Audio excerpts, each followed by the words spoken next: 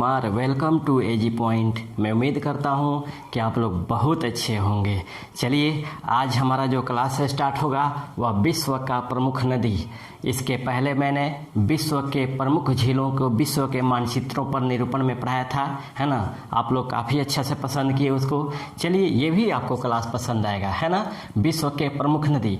हालांकि विश्व में नदियों की संख्या तो बहुत है, लेकिन कौन कौन से नदी एग्जाम के पॉइंट ऑफ व्यू से इम्पॉर्टेंट है वो हम पढ़ेंगे। और इसमें जो भी हम पढ़ेंगे वह कॉन्टिनेंटल वाइज पढ़ेंगे कि किस महाद्वीप में कौन कौन से नदी इम्पॉर्टेंट है, उस आधार पे हम पढ़ेंगे। तो चलिए, हम स्टार्ट करते हैं विश्व के प्रमुख नदी। अगर नदी के परिभाषाओं में कहा जाए तो कहा जाता है कि नदी भूपटल पर प्रवाहित होने वाली जलधारा होती है ना। भूपटल पर प्रवाहित होने वाली जलधारा होती है जिसका उद्गम या उत्पत्ति सागरों से, झीलों से या महासागरों से भी होती है ना। इसके अतिरिक्त जो नदी है वह किसी भी देश के आर्थिक विकास के क्षेत्र में बहुत महत्वपूर्ण भूमिका निभाती है ना। नदियाँ किसी देश के आर्थिक विकास में सबसे महत्वपूर्ण भूमिका निभाती है। इसीलिए नदियों को आर्थिक क्षेत्र का लाइफलाइन या जीवन रेखा कहा जाता है ना। नदियों को जीवन रेखा के नाम से भी जाना जाता है। तो चलिए, इन सभी नदियों को अलग अलग हम महाद्वीपों में बांट करके पढ़ते हैं, ठीक ना। क्योंकि महाद्वीपों के आधार पर हम डिवाइड करेंगे तो आसानी से समझ में आएगा। और इसका भी हम दो क्लास बनाएंगे। पहले किस महाद्वीप में कौन सी नदी है, उसकी क्या विशेषता है, ये मैं पहले बता देता हूँ। उसके बाद में पूरे विश्व के मानचित्रों पर उस सभी नदियों को मैं इंडिकेट करके बताऊंगा कि कौन कौन सी नदी कहाँ पर स्थित है। सबसे पहले ये जानने का प्रयास कीजिए कि कौन सी नदी किस महाद्वीप में स्थित है, किस देश में स्थित है और उसकी क्या विशेषता है, ठीक ना। तो सबसे पहले हम बात करते हैं एशिया की।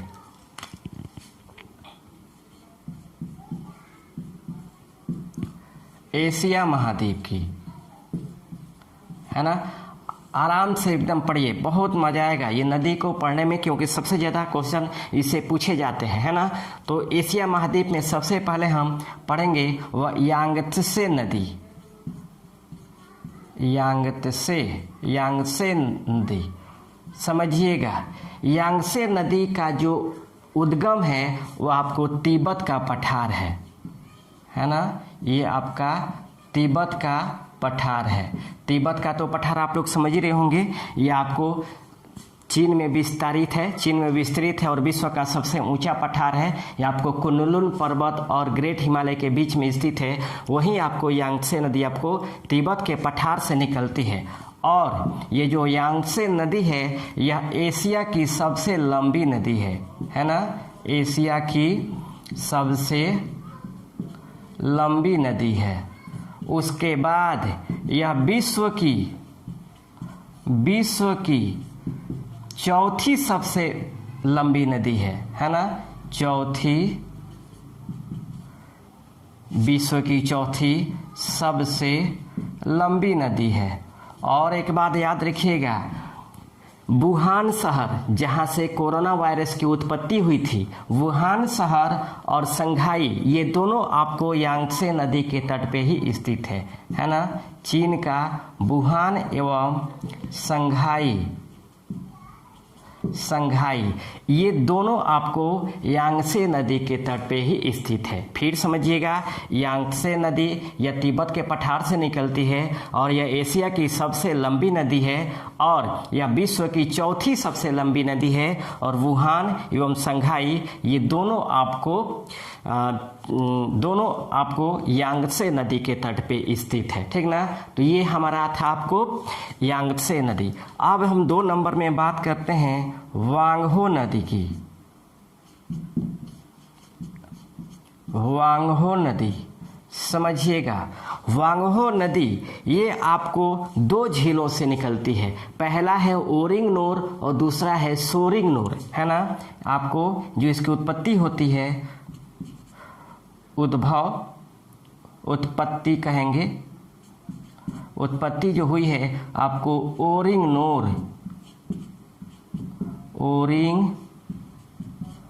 नोर एवं सोरिंग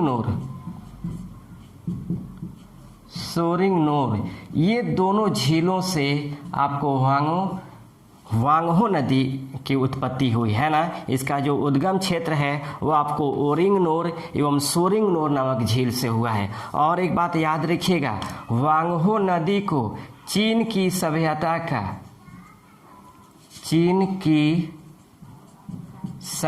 का जन्म भूमि कहा जाता है, भूमि कहा जाता है। आ जाए कि चीनी सभ्यता के जन्मभूमि किस नदी को कहा जाता है, तो ये आपको वांगहो नदी को कहा जाता है ना। वांगहो नदी को चीनी सभ्यता की जन्मभूमि कहा जाता है। साथ ही इस येलो रिवर के नाम से भी जाना जाता है ना। इसे येलो रिवर के नाम से भी जाना जाता है। येलो रिवर के नाम से इसलिए यानी पीली नदी के नाम से इसलिए जाना जाता है क्योंकि लोएस पठार के माध्यम से ये वांगहो नदी बहती है ना। और लोएस पठार के मृदा जो है वो मृदा के साथ ही इसके पानी जब मिलकर बहते हैं तो वह पीली मिट्टी होती है, इसलिए इसका जो कलर होता है वह येलो हो जाता है। इसीलिए इसे पीली नदी या येलो रिवर के नाम से भी जाना जाता है। साथ ही इसकी और विशेषता है कि वांगहो नदी को चीन का शोक नदी भी कहा जाता है। चीन का शोक नदी भी कहा जाता है। चीन की शोक नदी इसलिए कहा जाता है क्योंकि चीन में प्रति वर्ष बाढ़ आता है और बाढ़ का कारण आपको वांगहो नदी है, इसलिए आपको चीन का शोक नदी के नाम से जाना जाता है। फिर समझिएगा, वांगहो नदी का जो उद्भव है वह ओरिंगनोर एवं सोरिंगनोर नामक झील से है ना।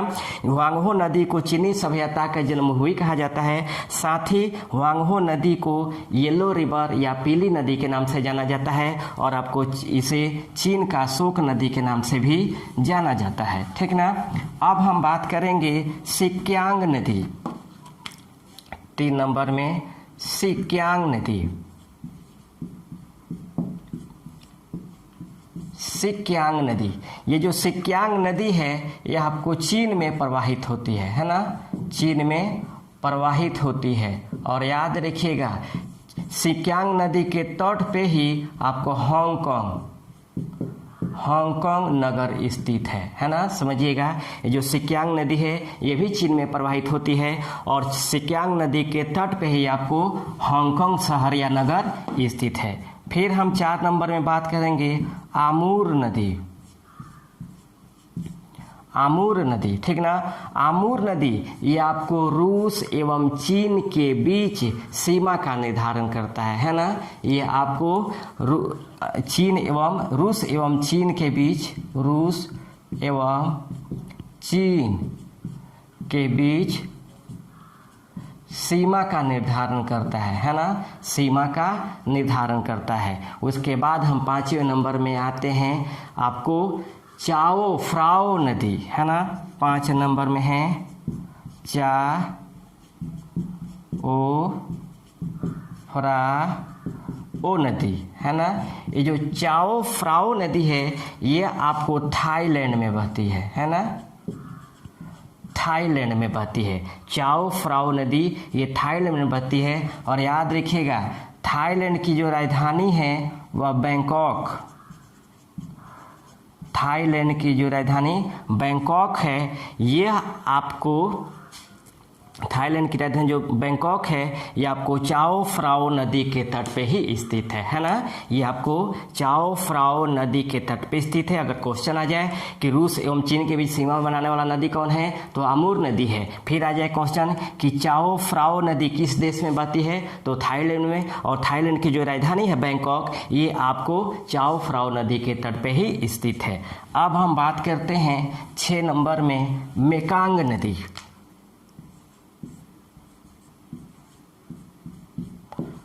मेकांग नदी, समझिएगा मेकांग नदी का भी जो उद्गम स्थल है वह आपको तिब्बत का पठार है ना। तिब्बत का पठार है, उद्गम स्थल भी इसका तिब्बत का पठार है। और एक बात याद रखिएगा ये जो मेकांग नदी है यह दक्षिण पूर्व एशिया की सबसे लंबी नदी है ना।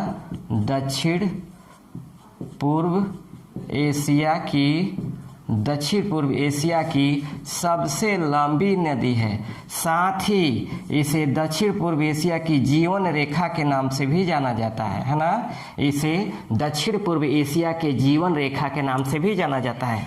और इन नदियों का जो बहाव है वो आपको चीन है, लाओस है, थाईलैंड है, वियतनाम है। इन सभी क्षेत्रों से मेकांग नदी बहती है ना। मेकांग नदी का जो प्रवाहित क्षेत्र है चीन,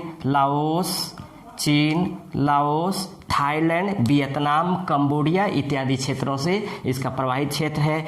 इसलिए मेकांग नदी को एशिया का डेनुब नदी कहा जाता है ना। इसलिए मेकांग नदी को एशिया का डेन्यूब नदी के नाम से भी इसे जाना जाता है ना। फिर समझिएगा, मेकांग नदी यह तिब्बत के पठार से इसका उद्गम होता है और इसे दक्षिण पूर्व एशिया का सबसे लंबी नदी है ना। दक्षिण पूर्व एशिया की यह सबसे लंबी नदी है। साथ ही इसे दक्षिण पूर्व एशिया की जीवन रेखा के नाम से भी जाना जाता है। और इसका जो प्रवाहित क्षेत्र है वह चीन, लाओस, थाईलैंड, वियतनाम इत्यादि क्षेत्रों में है और इसे एशिया का डेन्यूब नदी के नाम से भी जाना जाता है।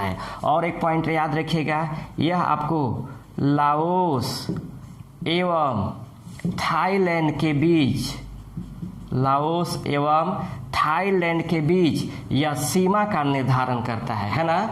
लाओस एवं थाईलैंड के बीच में सीमा का निर्धारण करता है। साथ ही लाओस की जो राजधानी है वो आपको वियेन है ना। ये आपको लाओस की राजधानी है और वियेनतिएन जो है आपको मेकांग नदी के तट पे ही स्थित है ना। जो मेकांग नदी के तट पे ही आपको वियेनतिएन आपको लाओस की राजधानी स्थित है। ठीक, इसके बाद हम बात करते हैं 7 नंबर में। ये स्क्रीनशॉट आप लोग लेते चलेंगे क्योंकि टोटल मैं विस्तार रूप से पढ़ाते चला हूँ एक एक नदी के विशेषताओं के बारे में, किसकी क्या क्या विशेषताएं हैं। तो चलिए अब हम बात करते हैं इरावदी नदी। समझिएगा, इरावदी नदी, ये जो इरावदी नदी है यह आपको म्यांमार में बहती है ना। म्यांमार में बहती है और इरावदी नदी के तट पे ही आपको रंगून एवं मांडले स्थित है ना। इरावदी नदी जो म्यांमार में स्थित है, म्यांमार में बहती है और इरावदी नदी के तट पे ही रंगून एवं मांडले स्थित है ना। इसके बाद इसमें और एक नदी आता है साल्वे नदी है ना। ये जो साल्वे नदी है ये भी आपको म्यांमार में स्थित है ना। साल्वे नदी भी आपको म्यांमार में स्थित है। उसके बाद हम बात करते हैं 9 नंबर में यूराल नदी। याद रखिएगा, ये जो यूराल नदी है यह आपको एशिया एवं यूरोप के बीच में सीमा का निर्धारण करता है। ठीक ना। ये आपको यूरोप में पढ़ना है, ये साल्वे नदी। इसके बाद हम 9 नंबर में बात करते हैं आपको गंगा नदी। समझिएगा, यह भारत में स्थित है ना। भारत में स्थित है और गंगा नदी का जो उद्गम स्थल है वो आपको गंगोत्री है ना। जो भारत के उत्तराखंड में स्थित उत्तरकाशी का जिला है गंगोत्री है और यह बंगाल की खाड़ी में गिरती है ना। बंगाल की खाड़ी में यह गिरती है ना। और यह भारत की सबसे लंबी नदी है ना। यह भारत की सबसे लंबी नदी है, यानी 2525 किलोमीटर इसकी लंबाई है ना। 2525 किलोमीटर इसकी लंबाई है। उसके बाद हम बात करते हैं ब्रह्मपुत्र नदी की। थोड़ा सबके हम लेकर चलते हैं क्योंकि भारत के प्रमुख नदियों के बारे में हम पढ़ाएंगे, स्पेशल हम भारत की नदियों पढ़ाएंगे, लेकिन मेन को देख लेते हैं। ब्रह्मपुत्र नदी ये आपको तिब्बत में मानसरोवर झील से निकलती है और इसकी जो लंबाई है वो 2880 किलोमीटर है ना। 2880 किलोमीटर है, जो मानसरोवर झील से होते हुए आपको तिब्बत और आपको सिक्किम, अरुणाचल प्रदेश होते हुए आपको असम होते हुए बांग्लादेश होते हुए बंगाल की खाड़ी में यह गिरती है, ठीक ना। इसके बाद हम बात करते हैं सिंधु नदी की, है ना। सिंधु नदी, ये जो सिंधु नदी है ये भी मानसरोवर झील से निकलती है और निकलने के बाद आपको पीओके होते हुए पाकिस्तान होती है और अरब सागर में यह गिरती है। तो यह एशिया की प्रमुख आपको नदी है। अब हम बात करते हैं अफ्रीकी यूरोप के प्रमुख नदियों में, है ना। यूरोप के प्रमुख नदियों में हम बात करें यूरोप की प्रमुख नदी, समझिएगा। यूरोप के प्रमुख नदियों में अगर एक नंबर लें तो राइन नदी है, राइन नदी, समझिएगा। इसका जो उद्गम जो है वह आपको आल्प्स पर्वत है और इसका जो गिरने वाला क्षेत्र है वह आपको उत्तरी सागर है। यानी जो राइन नदी है यह आल्प्स पर्वत से निकलती है और उत्तर सागर में गिरती है ना, उत्तर सागर में गिरती है। और याद रखिएगा यह आपको यूरोप का सबसे व्यस्ततम आंतरिक जल परिवहन मार्ग है, यूरोप का सबसे व्यस्ततम आंतरिक जल परिवहन मार्ग है, आंतरिक जल परिवहन मार्ग है। याद रखिएगा यह आपको जर्मनी, फ्रांस एवं नीदरलैंड से होकर बहती है ना। राइन नदी आपको यूरोप का सबसे व्यस्ततम आंतरिक जल परिवहन मार्ग है और ये आपको जर्मनी, फ्रांस एवं नीदरलैंड से होकर बहती है। और इसे यूरोप का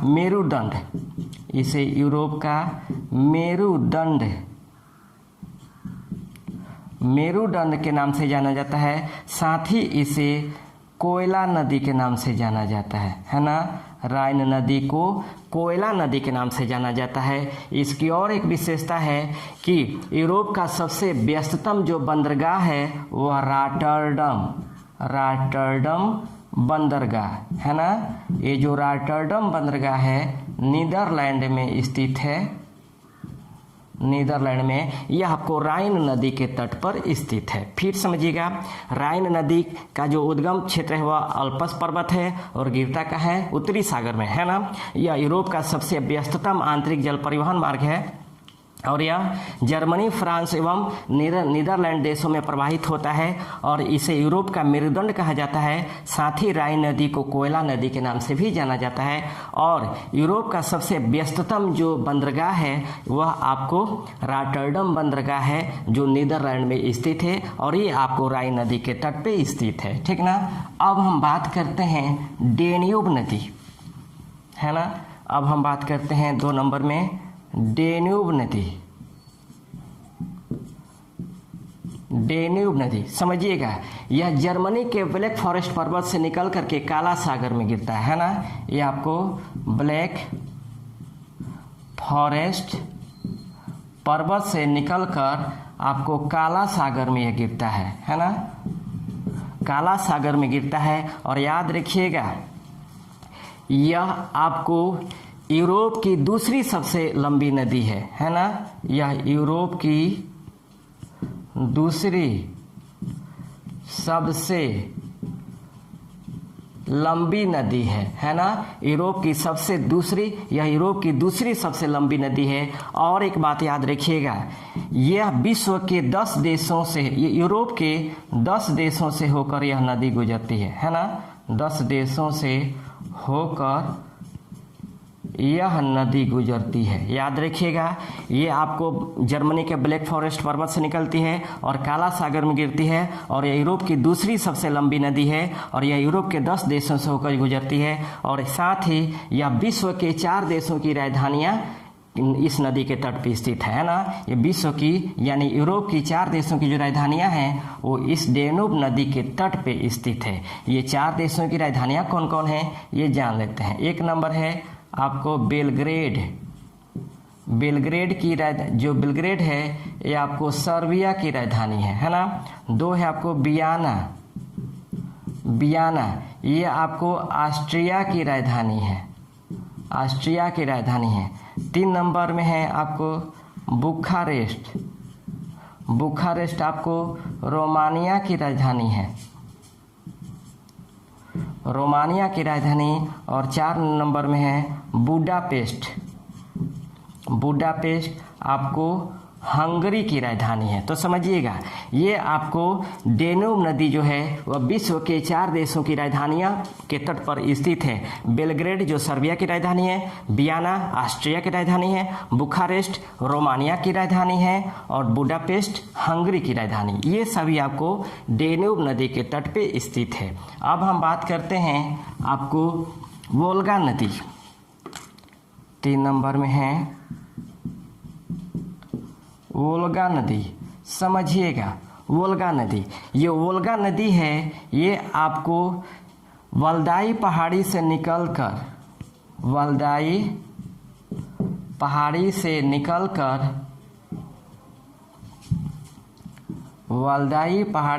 आपको निकलकर कैस्पियन सागर में गिरती है ना।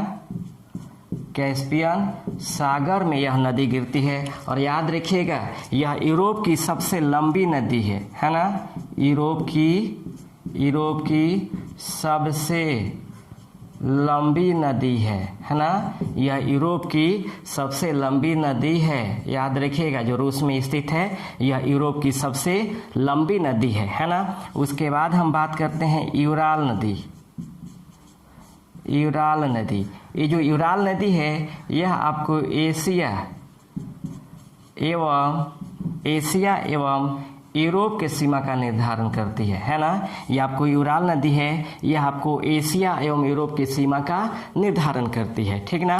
फिर से समझिएगा, आपको डेन्यूब नदी के बारे में बताया था कि वो जर्मनी के ब्लैक फॉरेस्ट पर्वत से निकल करके आपको कैस्पियन सागर कला सागर में गिरती है और विश्व के यूरोप के 10 देशों से होकर गुजरती है। और यूरोप के 4 देशों की राजधानी जो डेन्यूब नदी के तट पर स्थित है। वोल्गा नदी जो वल्दाई की पहाड़ी से निकल करके कैस्पियन सागर में गिरती है और यूरोप की सबसे लंबी नदी है। डेन्यूब नदी यूरोप की दूसरी सबसे लंबी नदी है और आपको वोल्गा नदी यूरोप की सबसे लंबी नदी है ना। उसके बाद यूराल नदी या एशिया एवं यूरोप की सीमा का निर्धारण करता है।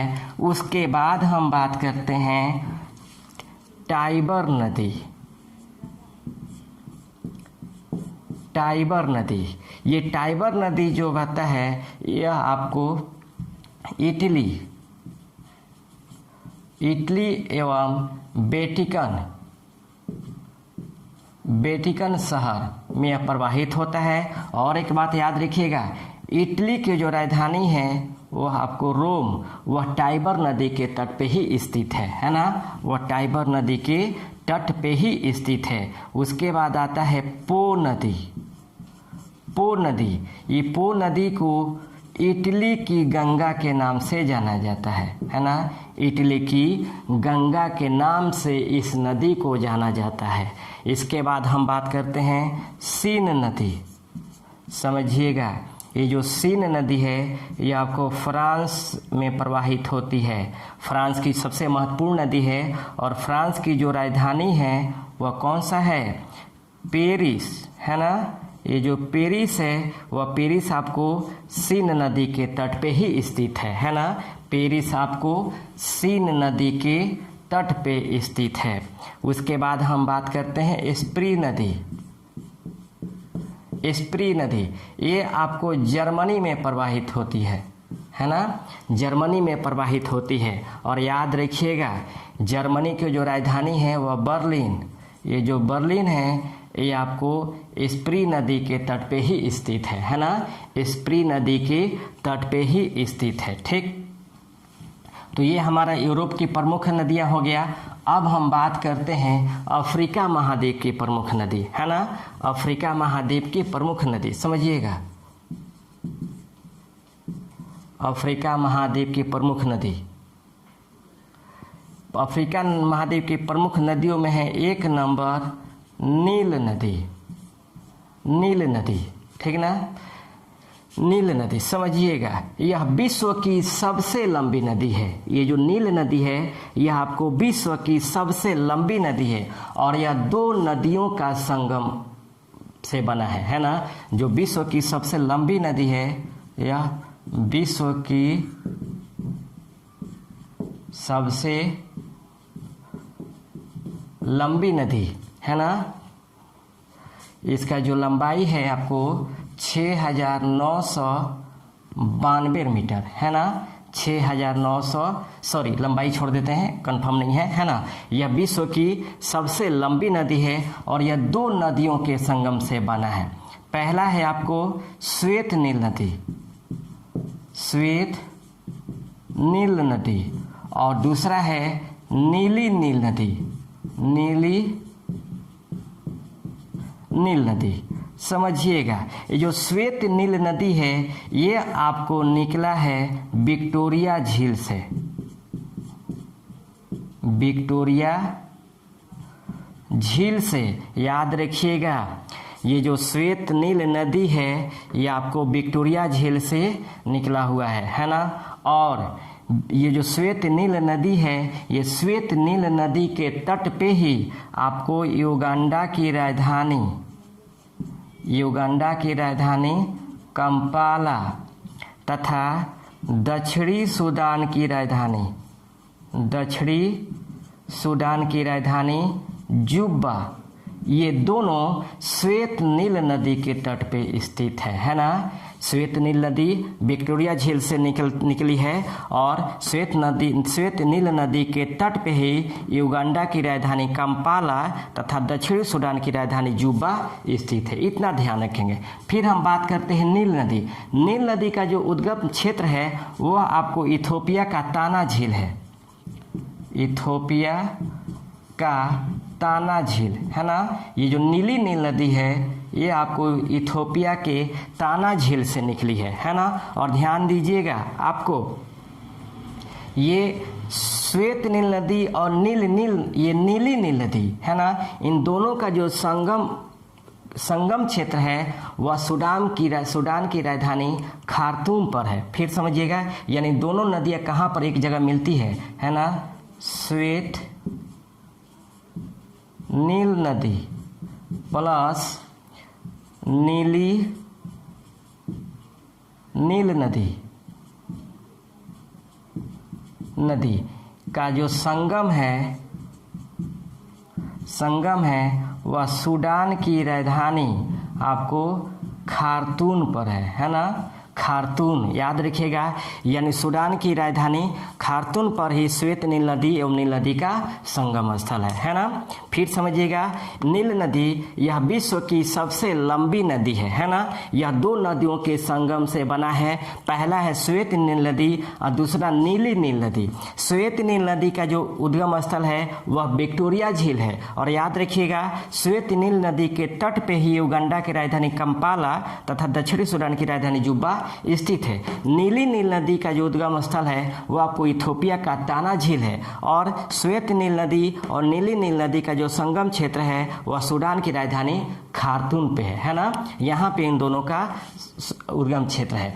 अब हम बात करते हैं कि मिस्र की जो राजधानी है, मिस्र की राजधानी काहिरा, ये जो काहिरा है यह आपको नील नदी के तट पे ही स्थित है ना। ये जो काहिरा है ये आपको नील नदी के तट पे ही स्थित है। और एक बात वह है मिस्र का सबसे बड़ा बंदरगाह जो है वह सिकंदरिया बंदरगाह है ना। मिस्र का जो सबसे बड़ा बंदरगाह है वह सिकंदरिया बंदरगाह। ये जो सिकंदरिया बंदरगाह है ये भी आपको नील नदी के तट पे स्थित है। आ जाए क्वेश्चन कि सिकंदरिया बंदरगाह किस देश में है, तो मिस्र में है। और किस नदी के तट पे है, तो आपको नील नदी के तट पे है। और एक जो सबसे बड़ी विशेषता ये है कि नील नदी पर असवान बांध एवं नासिर झील का निर्माण किया गया है। समझिएगा, नील नदी पर असवान बांध एवं नासिर झील का निर्माण किया गया है। ये कंप्लीट करेंगे, याद रखेंगे। हो गया। अब हम आगे बढ़ते हैं। आपको नील नदी के बाद हम बात करते हैं कांगो या जायरे नदी, है ना। कांगो या जायरे नदी 2 नंबर में है। कांगो या जायरे नदी, याद रखिएगा। इन दोनों नदियों का जो बहाव क्षेत्र है वह है आपको रिपब्लिक ऑफ द कांगो तथा डेमोक्रेटिक ऑफ द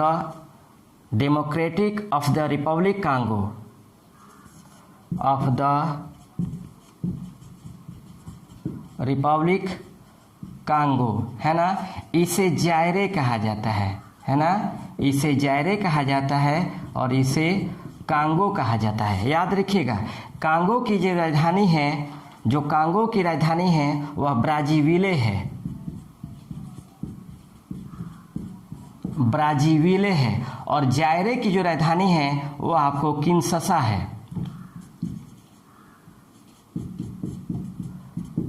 है। फिर समझिएगा, कांगो या जायरे नदी, ये जो कांगो या जायरे नदी है यह आपको 2 देशों में प्रवाहित होती है। एक रिपब्लिक ऑफ द कांगो यानी कांगो देश में, और दूसरा democratic of the Republic Congo यानी जायरे देश में, है ना। इन दोनों नदियों में इस नदी का बहाव क्षेत्र है। कांगो की राजधानी ब्राज़ीविले है और आपको जायरे की राजधानी किंशसा है। याद रखिएगा, ब्राज़ीविले और किंशसा ये दोनों आपको कांगो या जायरे नदी के तट पे ही स्थित है ना। ये दोनों आपको जायरे नदी या कांगो नदी के तट पे ही स्थित है दोनों। और एक बात याद रखिएगा, यह एकमात्र नदी है जो विषुवत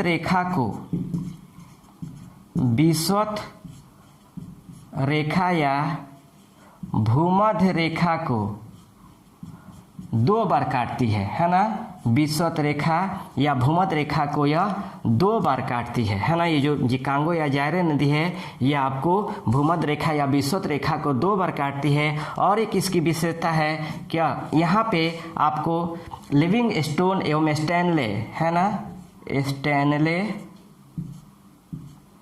एवं लिविंग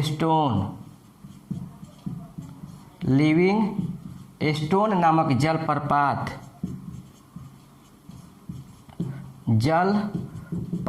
यानी वाटरफॉल, ये आपको ये दोनों जो जलप्रपात है यह कांगो एवं जायरे नदी के तट पे स्थित है ना। ये दोनों आपको जायरे नदी के तट पर स्थित है। फिर समझिएगा, कांगो या जायरे नदी ये दोनों का जो बहाव क्षेत्र है 2 देशों में है। वो आपको रिपब्लिक ऑफ द कांगो यानी कांगो देश में और democratic of the Republic Congo यानी जायरे देश में, है ना।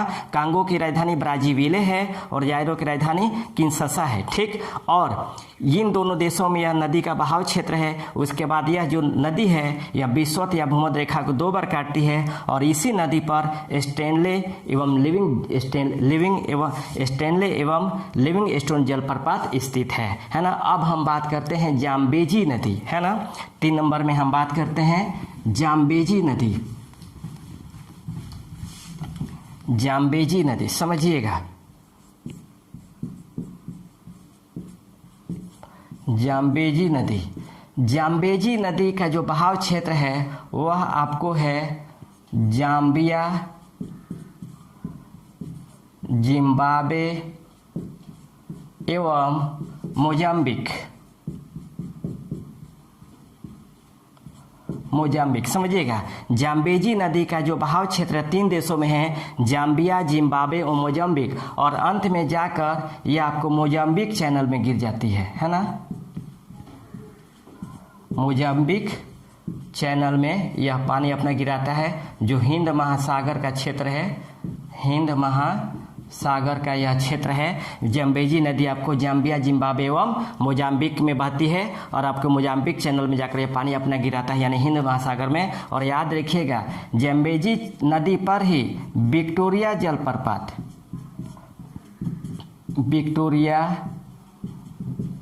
जलप्रपात एवं करीबा बांध का निर्माण किया गया है, ठीक ना। आपको जाम्बेजी नदी पर ही आपको विक्टोरिया जलप्रपात एवं करीबा बांध का निर्माण किया गया है, ठीक ना। अब हम बात करते हैं 4 नंबर में लिम्पोपो नदी, इसको मिटाते हैं। लिम्पोपो नदी समझिएगा, लिम्पोपो नदी, ये जो लिम्पोपो नदी है यह आपको दक्षिण अफ्रीका के हाई वेल्ड से निकलती है ना। दक्षिण अफ्रीका के हाई वेल्ड से निकलती है और ये आपको अटलांटिक महासागर, उत्तरी अटलांटिक महासागर में गिरती है। उत्तरी अटलांटिक महासागर में ये अपना जल गिराती है। और याद रखिएगा ये जो लिम्पोपो नदी है यह आपको मकर रेखा को 2 बार काटती है ना।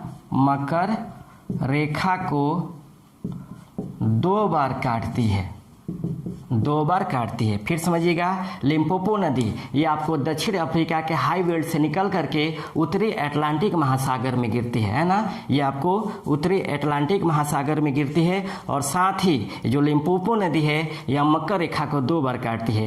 कांगो या जायरे नदी वह विषुवत या भूमध्य रेखा को 2 बार काटती है और आपको लिम्पोपो नदी या मकर रेखा को 2 बार काटती है ना। ये समझ में आ गया। उसके बाद हम बात करते हैं जायरे नदी। जायरे नदी समझिएगा, ये जो जायरे नदी है आपको नाइजीरिया में बहती है ना। नाइजीरिया में बहती है और याद रखिएगा ये आपको इसे तेल नदी के नाम से जाना जाता है ना। जायरे नदी को आपको नाइजीरिया में ये आपको बहती है, ठीक ना। ये आपको नाइजीरिया में बहती है। ओके, अब हम बात करते हैं आपको उत्तरी अमेरिकी महाद्वीप की प्रमुख नदियाँ, ठीक ना। उत्तरी अमेरिकी महाद्वीप की प्रमुख नदी की बात करते हैं। चलिए,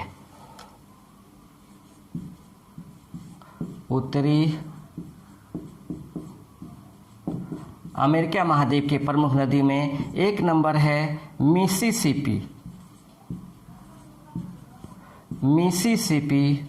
नदी। समझिएगा, ये जो मिसिसिपी नदी है यह उत्तरी अमेरिका की सबसे लंबी नदी है ना। आपको उत्तरी अमेरिकी महाद्वीप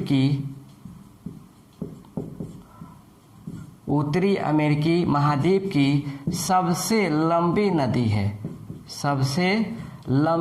है, साथ ही यह विश्व की तीसरी सबसे लंबी नदी है। विश्व की तीसरी सबसे लंबी नदी है। और जो मिसौरी है ये भी अमेरिका में स्थित है ना। ये जो मिसौरी है ये आपको मिसिसिपी की सबसे बड़ी सहायक नदी है ना। मिसिसिपी की सबसे बड़ी सहायक नदी है ना। यह सहायक नदी है। और एक बात याद रखिएगा, मिसिसिपी पक्षियों के पंजे के आकार का डेल्टा बनाती है ना। डेल्टा का निर्माण करती है। समझिएगा, ये जो मिसिसिपी है ये आपको उत्तरी अमेरिका की सबसे लंबी नदी है। तो अमेरिका में इसका बहाव क्षेत्र है, लेकिन यह उत्तरी अमेरिका की सबसे लंबी नदी है। साथ ही यह विश्व की तीसरी सबसे लंबी नदी है और मिसौरी मिसिसिपी की सबसे बड़ी सहायक नदी है ना। सबसे बड़ी सहायक नदी है। उसके बाद पक्षी के पंजों के आकार का डेल्टा का निर्माण करती है, ठीक ना। आपको पक्षी के पंजों के आकार का यह डेल्टा का निर्माण करती है। अब हम बात करते हैं सेंट लॉरेंस नदी। 2 है सेंट लॉरेंस नदी। याद रखिएगा, सेंट लॉरेंस नदी आपको अमेरिका एवं कनाडा का सीमा बनाता है। या अमेरिका या कनाडा में यह नदी बहती है, ठीक ना। याद रखिएगा, सेंट लॉरेंस जो नदी है यह विश्व का तीसरा सबसे व्यस्ततम आंतरिक जल परिवहन मार्ग है ना। विश्व का तीसरा सबसे व्यस्ततम आंतरिक जल परिवहन मार्ग है, जल परिवहन मार्ग है ना। और याद रखिएगा विश्व की सेंट लॉरेंस नदी पर ही नियाग्रा जलप्रपात स्थित है ना। आपको सेंट लॉरेंस नदी पर ही आपको नियाग्रा जलप्रपात स्थित है। और सेंट लॉरेंस नदी के तट पर मॉन्ट्रियल, क्यूबेक एवं ओटावा ये तीनों शहर स्थित है। कनाडा के ये तीनों शहर हैं, है ना। ये कनाडा के तीनों शहर हैं, मॉन्ट्रियल, क्यूबेक, ओटावा, ये तीनों शहर आपको सेंट लॉरेंस नदी पर स्थित है ना। तीनों शहर आपको सेंट लॉरेंस नदी पर स्थित है। अब हम बात करते हैं आपको कोलोराडो नदी, है ना। कोलोराडो नदी समझिएगा,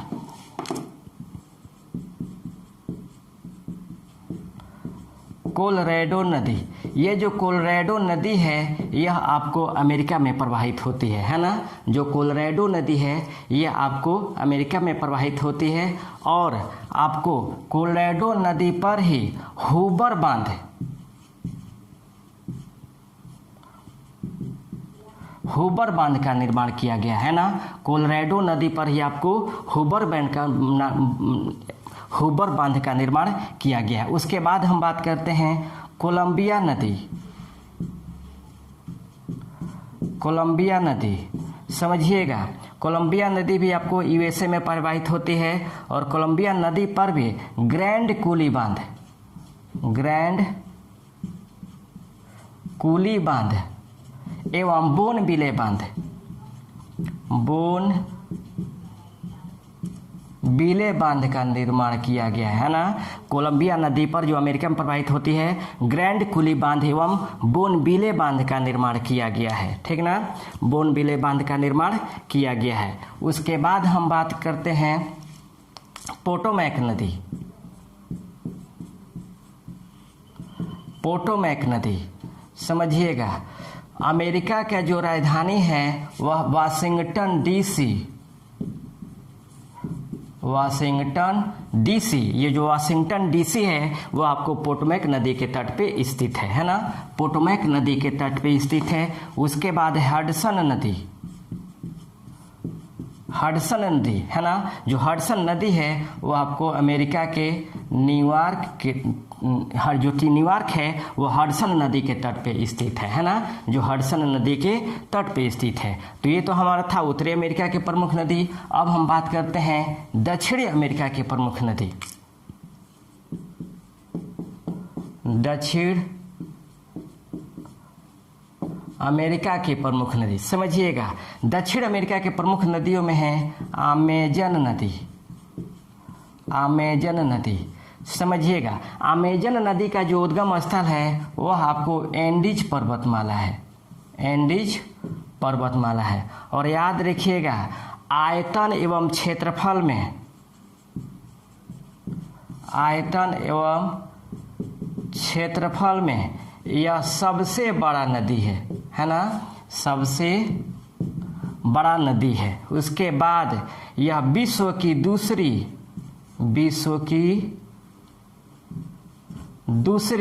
सबसे लंबी नदी है ना। विश्व की दूसरी सबसे लंबी नदी है ना। यह विश्व की दूसरी सबसे लंबी नदी है, ठीक। इसके बाद हम बात करते हैं ऑस्ट्रेलिया की, ऑस्ट्रेलिया की प्रमुख नदियों में, है ना।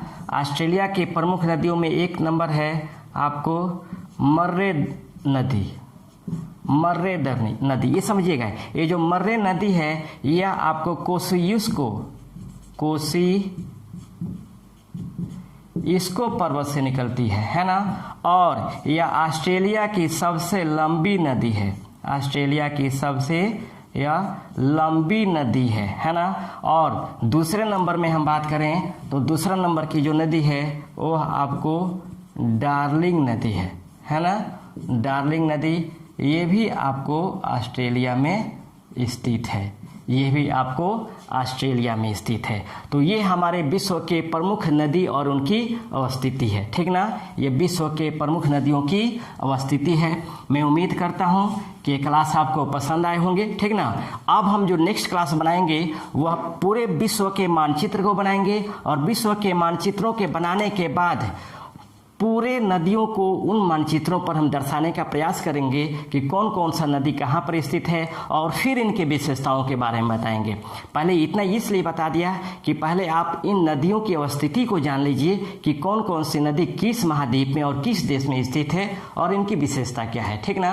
नेक्स्ट जो हमारा क्लास होगा वो ये होगा कि विश्व के मानचित्रों पर इन नदियों को हम दर्शाकर पुनः बताएंगे कि कौन कौन सा नदी कहाँ पर स्थित है। अगर विश्व मानचित्रों के आधार पर अगर नदियों की स्थिति को आप लोग ने जान लिया तो पुनः मैं एकदम गारंटी देता हूं कि फिर दोबारा आपको नदी के चैप्टर को उठाने की जरूरत नहीं पड़ेगी, है ना। जब मीन्स विश्व के मानचित्रों पर एक बार नदी को जब देख लेंगे तो वो याद हो जाएगा आपको। और सबसे इंपॉर्टेंट ये चैप्टर था, है ना।